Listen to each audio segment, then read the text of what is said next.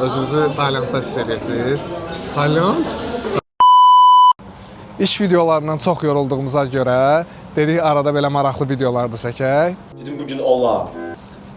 Bugün biz gəldik Vyetnam mətbəxi Pho. Pho. Come on. O Vyetnamın məşhur Pho yeməyinin düz qarşısında burada hazırlayırlar bu qazanlarda. Ən maraqlı tərəfi də odur ki, Pho üçün bulyon 12 saatda bişirilir. What? Həmin o ərişdədir. O. İndi o bulyona salıb çıxardacaq. Cảm ơn. Cảm ơn qua xem thank you. Thank you. Ona Vyetnamca dedim ki, Vyetnam çox gözəldir. Ona da xoşuna gəldi. Çox maraqlıdır hazırlanması.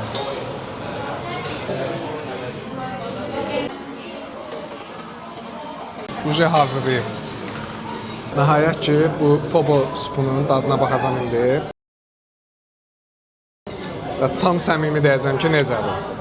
A few moments later. Mən çox bəyənmədim, amma həyatımda birinci dəfədir ki, Vyetnam mətbəxinə gəlmişəm.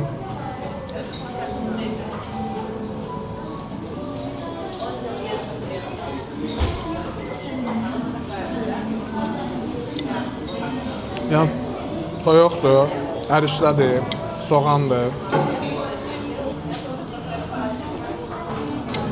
Bulyon çox dadlıdır, yəni həqiqətən.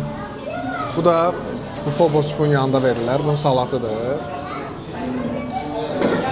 Lobya düzəltdilərdi, nədir, maraqlıdır mənə də dadı. Seni öyle yemek artığı yer görünce içim yandı.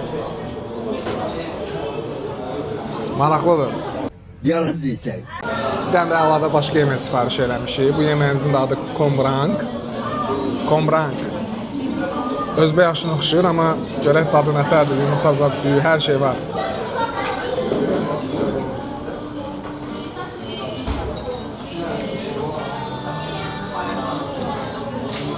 Nasıl Recep amca? Beğendin değil mi? Süper olmuş değil mi? Beğendin değil mi? Hadi. Çox maraqlı atmosfer var. Elə Vyetnamlı işçilərin olmağı, yeməkləri bişirənlər də elə Vyetnamlı insanlardır. Hə. Məsləhət görərəm ki, gəlin, təcrübə olsun, sizin üçün də dadına baxın, yoxlayın. Düzdür, ağız dadları müxtəlifdir. Mən çox bəyənmədim, amma o demək deyil, siz də bəyənməyəsiniz. Əsas odur, xidmətləri yaxşı. Bütün bu ingredientlər svejidir. Maraqlıdır. Yəni, gəlmək olar. Gəlin bu papaqdan zaddan, bu ərişdədən, supdan, seldən yeyin, gelin.